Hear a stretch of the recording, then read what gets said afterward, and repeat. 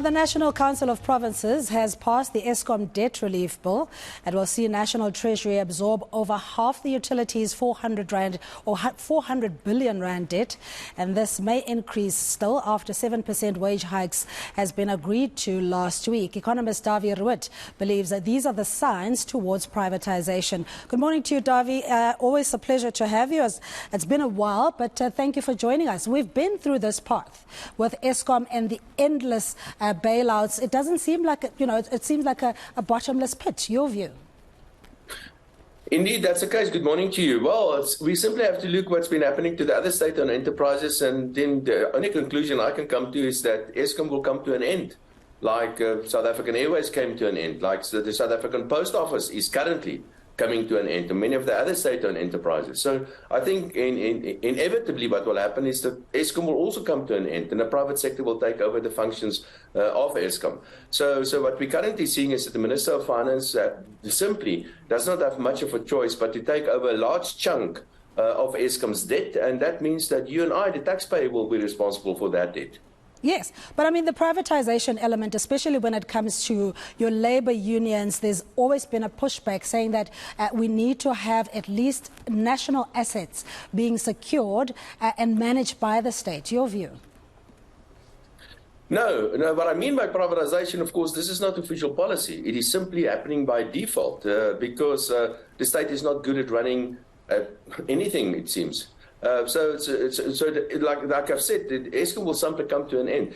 If you analyze Eskom, you will see it consists of three parts. Now, there's one part that is a natural monopoly, and that's a transmission part. And the transmission part will be spun off from the rest of Eskom and will become a reality by the end of this year. But I've done some calculations, and today Eskom, compared to 10 years ago, Eskom has already lost about a third of its previous market.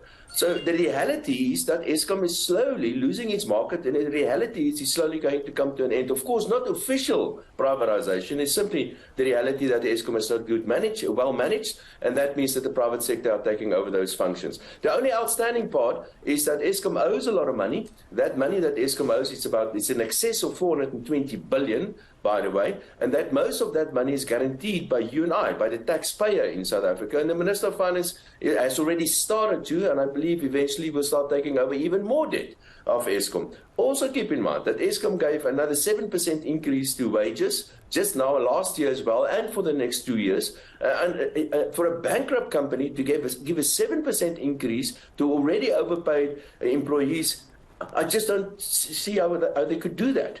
Yeah. So it's continued to be mismanaged. Yeah, yes, but the whole thing is that how does it play out now, Dawie? Because as you're rightfully saying, it's just become more expensive for Eskom to secure any further investment or even loans for that matter. Yeah. But this is a process that we've seen, it was a start or stop and go in many parts and not really moving forward. Are you of the view that inevitably, as you're saying, it has to be privatized? Well, it will be privatized. It is being privatized. That's the point I'm trying to make. You can simply see what's happening to the Post Office. The Post Office, although the Post Office has a monopoly in certain things that they can do, the private sector is simply taking over those functions. The same is happening to Eskom. And you're right, it was a stop-go kind of process. Initially, the private sector was limited on how much electricity they can generate, and today they can generate as much as they like. So that's what I mean, is the private sector simply taking over the functions of Eskom. They're pretty much the same as the private sector is taking over the functions of local authorities in many instances. So in that sense, it is being privatized. And again, let me stress this.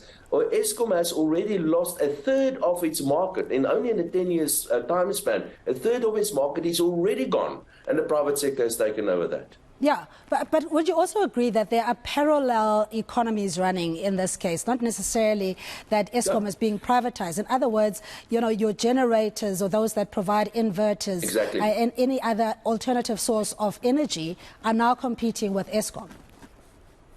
Yes, and that's what I mentioned, the transmission part of Eskom. The transmission part of Eskom is a so-called natural monopoly.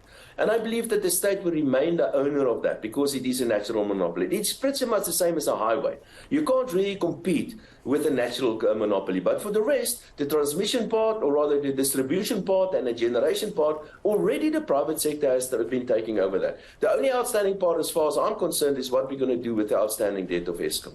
Okay, and what are the international best practices if we were to borrow from the rest of the world in terms of the monopoly, as you say, of the central power of energy?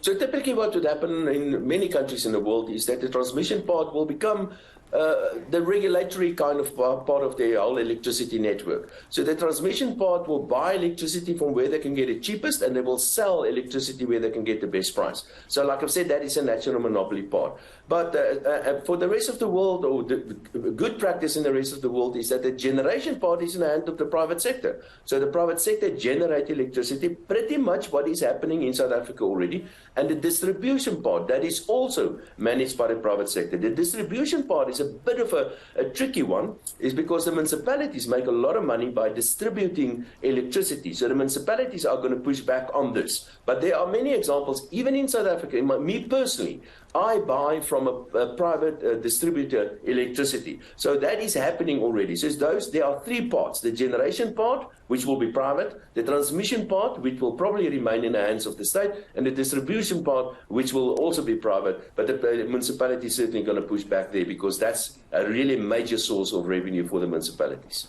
All right, Dawie, really lovely speaking to you this morning. Lekker Vrydag en 'n lekker naweek vir jou. En ons hoop jy gaan 'n bietjie rus en miskien ook 'n biertjie drink. All right, dankie. And we're speaking to Dawie Roodt. He's an economist reflecting on the Eskom Debt Relief Bill that has been essentially passed by the National Council of Provinces, and the fact that you and I are going to have to foot that bill.